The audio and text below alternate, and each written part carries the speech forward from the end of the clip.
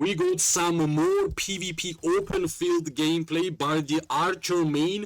We already got 32 million merits by playing only Archers, and hopefully we are going to get even more merits in this last couple of fights of KvK, right?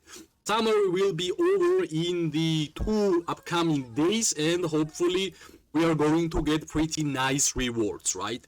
As always, whenever we are taking open field PvP gameplay, I should introduce you with my 5 archer marches, which I have been using in this KvK, right? One of the most awkward marches which I have in the game currently is basically in this Antara with tier 4 wyverns, right? Idea behind this hero pair is basically semi-tank, semi-healer and buffer hero pair, which is basically helping all of my other archers to be more tanky and also to deal more damage, right? Next one is Ruby and Fragger with Roaring Rager and with Wind Whistle, right? Why Ruby and Fragger? Simply because my island is not ready yet, and I went for extra normal attack strategy with the Ruby, right? Because Fragger's 4 skill also deals extra normal attack, and also when the hero pair is normal attacker, I believe crit rate and crit damage is really valuable, right? Next one, which is Fulgrim and Nico. I think Fulgrim has the lowest levels out of all my archer heroes in the game, with the Barbed Manticore and Iron Tusk, right? Barbed Manticore is the latest warped which I made 3-star, and finally it's my turn to take my attentions towards the Wind Whistle, right? Nico is a basic hero which is already awakened, and hopefully everybody has Nico awakened because he is pretty nice, especially against infantry targets with the defense break synergy, right? The next hero pair which we have currently is Magrat and Zaida with the Shadow Manticore and Guarded Crossbow, right? Why Magrat and Zaida will do highest amount of damage? Because Shadow Manticore is the best warped which I have in the game currently, with the amount of stars on the skills, right? And of course, I always expect the highest amount of merits on the Magrat and Zaida, because I have spent the most amount of resources and currencies in Call of Dragons to make Magrat and Zaida much better than anything else. So basically, Magrat and Zaida is a damage dealing hero pair which is going to have huge amount of heals, and of course one of the most prime archer hero pairs since the release of these two heroes, right? The next one, the last hero pair which I'm currently using in open field PvP, is of course Kinara and Musiang. Inara was my first ever legendary hero which I managed to awaken, and she was my favorite legendary hero for a while. And of course I will try my best to always make it work with Kinara, because I believe she has amazing stats and amazing way of playing the game. That's why Musiang is a correct choice. She is also a debuffer, plus I'm always trying to put a lot of healing towards my archer hero pairs, because I believe that archers and healing work especially great together, especially if you have variable healing. And yeah, in the warped section we always have variable healing on basically every single warped which I currently use. So yeah, basically these are my 5 archer legions which made me 32 million merits in one whole KvK. And obviously regarding resource healing, I only did 1 million resource healing with the tier 4 wyverns, right? So basically without spending resources in the game, I managed to get 32 million merits, which is a big part, right? I believe 32 million merits is not the biggest achievement, but the biggest achievement which I managed to achieve in this KvK is basically only using resource healing for 1 million tier 4 wyverns, which is a big achievement for my account, right? Because I always believe that in order for players to get a lot of merits in Call of Dragons, you should basically resource heal a ton, right? But it's not the case for me. And of course, I will try my best as always to make the gameplay in a way that I don't want to spend like millions and hundreds of millions resources for healing, right? Because I currently don't have any farms. I had one, but I basically abandoned that farm. And yeah, if I will just trade up heal a lot in the KVKs, unfortunately, I won't gonna have enough resources to progress my account because I still don't have tier 5 wyverns, and my 1.5 tier 4 wyverns at some point needs to be transferred to tier 5, which will require me to get lot of amount of resources, right? So basically that's the reason why I'm trying my best to save up all the resources for the future gameplay. Plus I currently have 4 seals, and I'm trying my best to get 6 seals to unlock my first ever legendary archer city skin, which will boost us our merits by a ton, right? Because I believe enemy HP bypass is one of the best skills for the ranged units in this game, and hopefully we are going to achieve that big achievement by ourselves, right? As always, every single step which we are doing on this account is visible on this channel. I think I started making videos about Call of Dragons when I had less than 10 million power. So every single power increase, every single progression, every single new warpath which we caught or made as 3-star is basically watchable in the content of the George gaming channel, and hopefully all the players are using this Archer gameplay, Archer main channel to have a motivation, because I believe I strongly believe that Archer gameplay is the hardest gameplay in the game, especially if you were focused on playing with mages, right? Because if you are getting used to having highest range in Call of Dragons, unfortunately, it will be painful for you to try out Archer gameplay, right? But if you started with Archers, I believe time by time you will be able to get used to it, and you won't gonna have any problems by playing Archers in Call of Dragons, right? Yeah, unfortunately my couple of archers was sent out by the Shield of Stubbornness near the front line, but yeah, we managed to survive. Let's get back to the 5 marches together, because Indecent Arrow is going to buff us a lot, and of course it's really important to be closer to each other, right? Yeah, Falwem is basically one of the slowest archer heroes in the game. Same goes to Ruby. That's why I believe march speed in general for the archer gameplay is really valuable, right? So hopefully you will be able to understand that march speed as a stat for the archer gameplay is really important, because without high march speed, without synced up march speed for your archers, it will be impossible for you to basically run away from the danger, run away from the infantries, run away from the cavalry, right? So that's why my highest incentive is to just focus on the, not only on attack and on defensive stats, but also focus on your march speed. Try to sync up the march speed of your 5 archer heroes, because it will be easier for you to actually play the game, right? And here, as I said many times, you have to clear infantry players at first, and then move to dealing damage to mages and archers. And basically for the first couple of minutes of this video, we were basically only attacking infantry players, but as soon as we managed to defeat them, we have free time dealing damage to these mages and these archers, which is really valuable. Hopefully we won't gonna get rushed in by the cavalry players, and we will be able to deal damage more to mages, because that's the highest amount of damage we can deal in the open field PvP, right? And you might ask why. Simply because mages are having the lowest amount of armor in the game, and archers are having highest amount of physical attack in Call of Dragons. So basically, as an archer player, whenever you are attacking the mages, you are dealing highest amount of damage, and that's the reason why and how you are getting this amount of merits when you are especially attacking your preferable choice of focus, right? But it doesn't really mean that you should stop focusing on infantry. If you are not clearing the infantry players, unfortunately, you won't gonna have enough space, you won't gonna have enough safety to be able to attack mages, because you will get caught, you will get trapped, and whenever this happens, unfortunately, you won't gonna be dealing damage in Call of Dragons.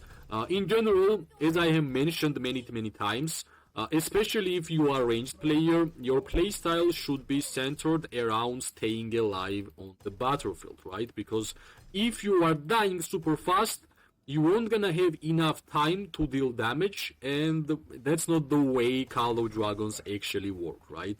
Whoever survives most is actually dealing the highest damage. That's why from the day one I decided that I would be putting healing on almost every single Archer Legion which I currently own, and actually since I finally unlocked my tier 5 troops, healing tier 5 troops and good war pets have been a revelation for me, and that's why I will always advise to all the players, especially to Archer players, to put healing in their war pets. Not only in the war pets, but try to have at least one hero in your hero pairs who are giving you some healing, because it will help you a lot, right? Especially if you are a tier 5 player, you are attacking a lot of infantries, right? You are getting a lot of counterattack damage back towards yourself, and basically you are mitigating your counterattack damage by those healing which you are doing while you are fighting. Especially variable healing, right? Because variable healing and normal healing is a totally different. Normal healing is a pure healing. Variable healing is different, right? Variable healing is calculated by the amount of troops you are defeating from your enemies, and that's the healing you are actually getting, right? So basically, if you are defeating more ranged units, you are getting more healing. That's the idea I always had behind the healing, and hopefully right now, by seeing the stats which I'm showing by the KVK, and which the reports I'm sharing regarding Archer gameplay, it will be easier for you guys to decide that healing actually matters in Call of Dragons. Of course, I don't mention the healing inside the garrison. I believe healing in garrison is not that good, but it's totally different whenever we are speaking about healing in open field gameplay, right? Of course, in order for you to have a good healing amount and don't ruin the amount of marches you will be able to send, you should have a lot of troops in your account, right? That's why the decision which I'm making while playing Call of Dragons, by focusing on the one march, one troop type, is really valuable, because unfortunately, especially if you are a free-to-play player, you won't gonna have enough troops if you are going to spend and use your army recruitment speed ups on all of the troop types in the game, right? If you will basically focus on one, and try to put all of your resources, all of your recruitment speed ups towards the one troop type, at the end of the day you are going to have a lot of troop type troops which you are maining, right? For example, I have 2.2 million archers and 1.4 million wyverns, which means we have more than 3 million archer troops which we will be able to use in open field PvP. And by the healing which we are getting in this game, it won't gonna disrupt my gameplay. I will be able to have all my marches ready to fight, right? Of course, if you have less than 1 million archers or mages, basically depending on your troop type, your healing won't gonna be as effective because it will make your hospital full really soon, and it won't gonna be effective. But if you are on the same stages of the gameplay just like me, you are fortunate, because healing will actually give you more merits, right? Not only your hero pairs will be more healthy, but also in Call of Dragons, not only defeating your opponents give you merits, but healing also gives you merits. That's the main reason why Margaret and Zaida have been one of the best hero pairs, not only for archers, but basically for the all troop types in the game, by the amount of merits you can actually get with the archer gameplay, right? That's why my advice is still same. Get healing, it's good, you will get more merits, your hero pairs will stay alive longer, and basically that's what you actually want to have whenever you are playing Call of Dragons, right? Here, I know that my marchers are a low amount of HP, we are not dealing too much damage. We are actually dealing less and less damage when you have low and low troops. But if we want to understand how much merits we are getting, we have to basically try to fight with our full marches, and whenever all the troops will be dead and all the marchers will be going home, then we are actually going to check report, and it will be easier for us to understand what's the amount of merits every single hero pair got and how successful all the gameplay was, right? Here, I will try my best to be a little bit more offensive because of the low amount of troops on my hero pairs, and of course I will just try my best to deal damage, because right now it doesn't really matter how defensive I will play. We won't gonna deal too much damage, and whatever we already did is quite enough for the gameplay, right? Let's move forward. Let's see if we're gonna get somebody. We of course want to have some more infantry players around our front line, because without infantry it's basically impossible to deal damage in Call of Dragons. That's the importance of infantry gameplay, and that's the importance of infantry mains in Call of Dragons. So that's why I always appreciate all the infantry players. Hopefully all the time we will have more and more, and all the ranged players will have a successful war gameplay. We always forget, whenever we are trying out new heroes, we are testing those heroes in 1 versus 1 duels, which means, yeah, we can easily find out how much damage you can deal, how much healing you can deal, or how much damage your warped does. Unfortunately, or fortunately, this game is not 1 versus 1 duel game, it's a mass PvP game. So if you want to really understand how well your hero pair is performing, you should test out your hero pairs in open field PvP. That's the best possible way how you can understand if your created hero pair is performing well or not, right? And that's why I'm making all the PvP open field videos whenever I have the opportunity, because that's the best possible way to showcase the hero pairs which I created for myself, and maybe in the future you will like my hero pairs and you will use my hero pairs. I will be more than glad to make it happen. Here I will just go full all in towards the mages, because of course that's the perfect opportunity for me, because we can see that we have one infantry player who is here, who is basically taking all the attentions. That's why I think moving up and dealing damage to those mages was the best possible decision which we could make, right? And all the time, whenever I'm playing archers, it's all about decisions which you are making in open field PvP. And yeah, hopefully by watching the videos, it's easier and easier for you also to play with archers, because I truly believe that archers are viable. You will be able to get a lot of merits by playing archers, and hopefully by my gameplay I'm showcasing it pretty well. As always, if you have any suggestions regarding archers or my hero pairs, feel free to say, but never forget that my KVK and your KVK is totally different. The merits which you are getting in open field PvP always depends on the players who you are fighting against, right? If they are weak, of course you are getting more. If they are strong, of course you are getting less.